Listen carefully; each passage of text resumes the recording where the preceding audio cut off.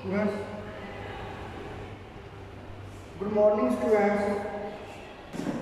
Today we are doing topic percentage and its application.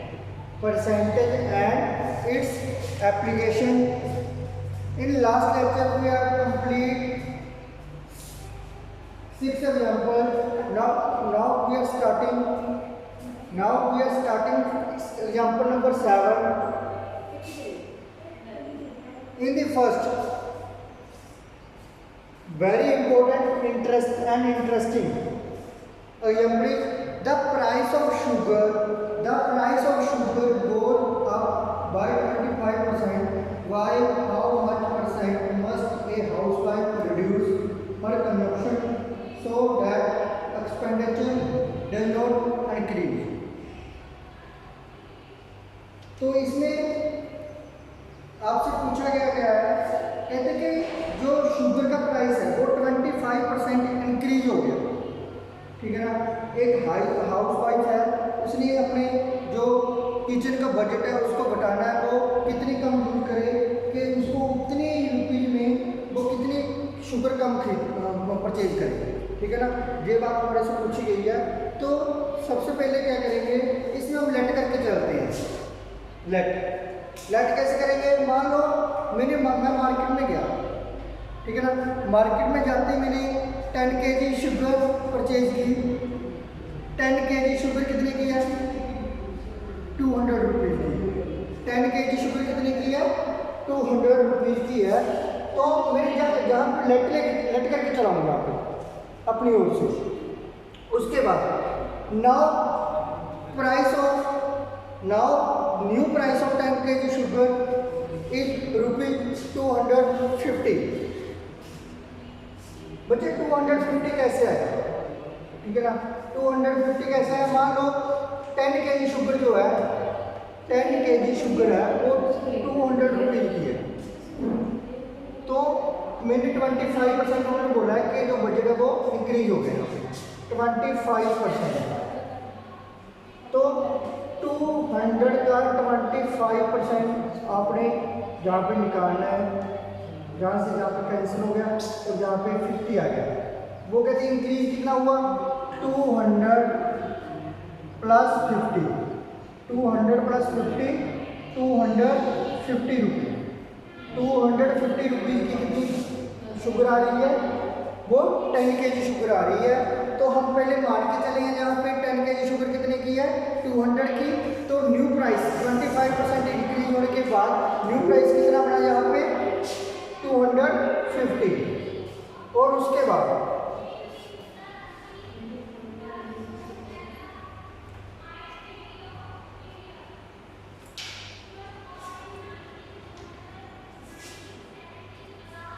बाद जो है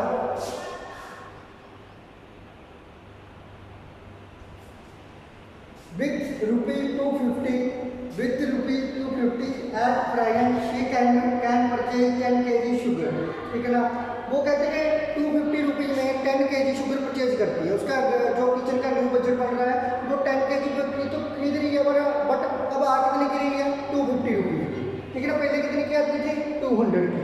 और उसके बाद वो 1 रुपीज़ में परचेज करेगी कितनी? 10/250, ठीक है ना। 10/250। और उसके बाद ₹4 at present she can purchase. इसके बाद वो टोटल कितना परचेज करेगी? देखो 10/250 पहले कितनी में खरीदती थी? 200 रुपीज़ में, जहाँ पे वो परचेज करती थी। अब इसकी कटिंग करके जैसे 10/250 मल्टीप्लाई, जहाँ पे 200 है तो इसकी कटिंग करेंगे, 0 से 0 कट हो गई। और 5 1 जा 5, 5 5 जा 25, 5 4 जा 20, ठीक है। 5 1 जा 5, 5 2 जा 10, 2 4 जा 8। वो अब 8 kg शुगर परचेज कर रही है। कहने का मतलब अब पहले वो 10 kg शुगर यूज करती थी, अब वो कितने kg शुगर यूज करेगी? 8 kg।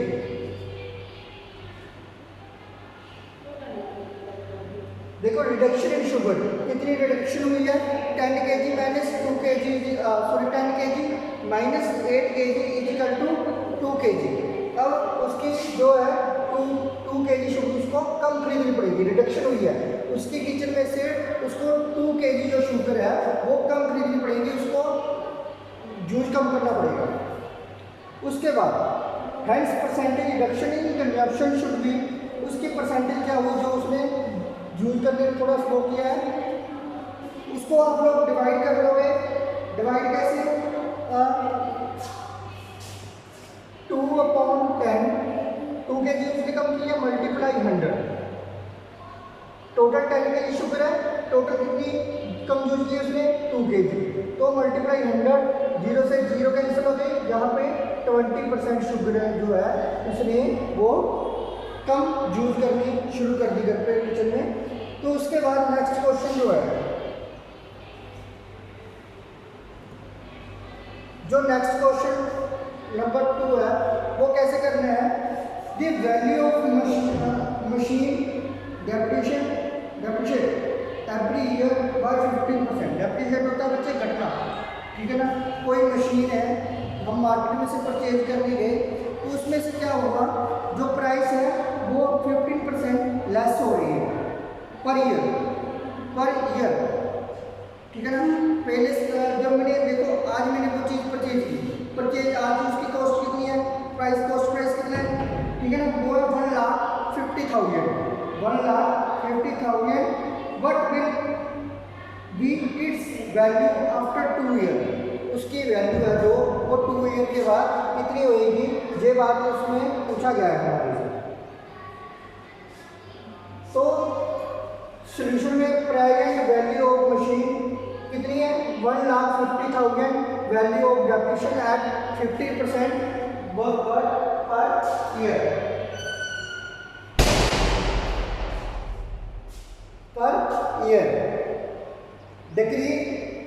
Decrease in value after 1 ईयर। 1 ईयर के बाद जो वैल्यू है वो कितनी डिक्रीज होएगी? तो 15/100% का जो नीचे आके 100 बन जाता है, आपको बताया था, मल्टीप्लाई 1,50,000, 0 से 0 कैंसिल, तो जहाँ पे 15,000 जो उसकी कॉस्ट है वो घट रही है, वो कितनी है? 15,000 रुपी जो है, नहीं सॉरी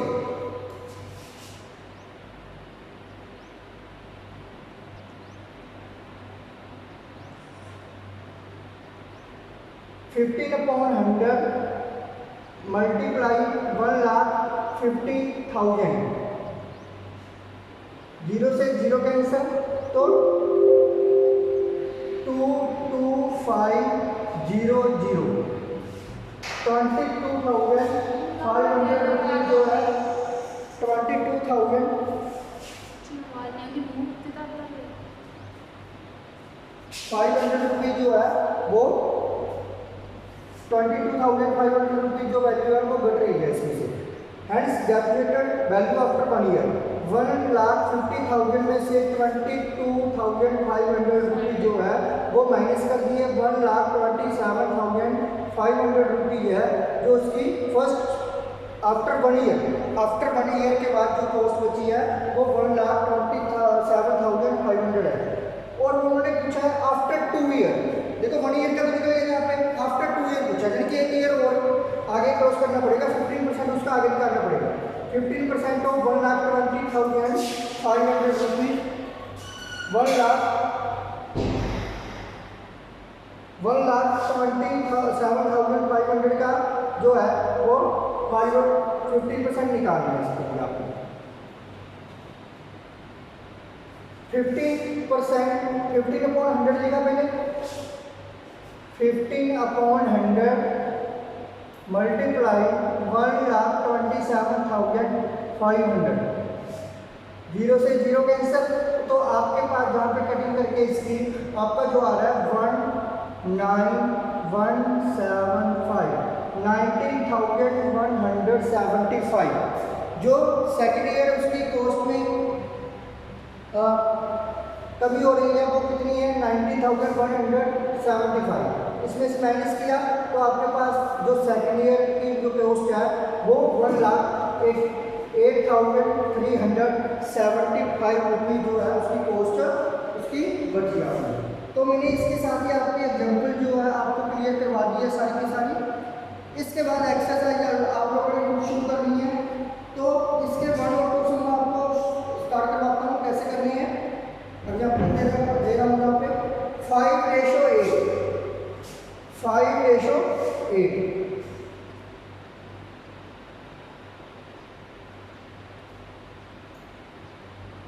5:8 में 5:8 इन्होंने बोला है चेंज इनटू परसेंटेज। इसको परसेंटेज में चेंज करना है आप लोगों ने। 5/8 मल्टीप्लाई 100 5.8 मल्टीप्लाई 100। तो आप लोग इसको कटिंग करोगे इसकी, जहाँ पे 4, जहाँ पे 50, जहाँ पे फिर कटिंग किया आपने जहाँ पे 20। तो इसको इसके साथ मल्टीप्लाई किया 125/2। तो इसको आप डेसिमल में भी चेंज कर सकते हैं। डेसिमल में चेंज करने के बाद 62.5% 62.5% आपका आंसर आ रहा है। तो आपने इस तरीके से इसको परसेंटेज में चेंज करना है। इसको आपने परसेंटेज में चेंज करना है। और इसके बाद आपने सम करना है ए मैन की इनकम आज 18,000 पर मंथ। एक मैन की जो मैन है उसकी इनकम है, इनकम कितनी है 18,000 है। तो टोटल इनकम कितनी है उसकी पर मंथ की 18,000 रुपीज उसकी जो है इनकम है पर मंथ की। उसके बाद he spend 40% of his income on rent and 54% on other things. Rent पे जो खर्च करता है वो है 14%, अदर थिंग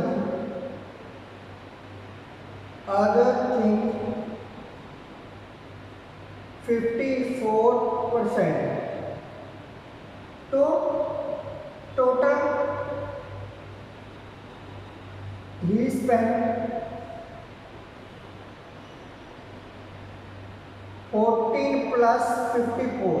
हमने दोनों को प्लस कर दिया जो परसेंटेज गिवन है 68%। जो उसने टोटल खर्च किए हैं रुपये स्पेंड किए हैं वो 68% उन्होंने खर्च कर दिए। उसकी टोटल इनकम कितनी है 18,000। 18,000 में से उसने अब क्या करना है 18,000 में से अब क्या करना है 18,000 मल्टीप्लाई 68/100। 0 से 0 कैंसिल, 0 से 0। अब 18 को 68 से मल्टीप्लाई करना है। 18 को 68 से मल्टीप्लाई कैसे करेंगे। तो इसको मल्टीप्लाई करके आपके पास आंसर जो आएगा वो है 12,240 जो आपका आंसर आ रहा है वो आ रहा है 12,240 रुपये। उसने क्या किया जो स्पेंड कर दिए, खर्च कर दिए उसने रेंट पे और अदर थिंग। अब उन्होंने क्वेश्चन राइट किया यहाँ पे लास्ट लाइन में है how much money did he save every month. वो हर महीने कितनी रुपये है वो सेव कर रहा है, सेविंग कर रहा है। सेविंग कितनी हो रही है 80,000 माइनस 12,240 12,240 रुपीज क्या कर रहा है वो सेव खर्च कर रहा है। उसके बाद सेविंग हो रही है 5,760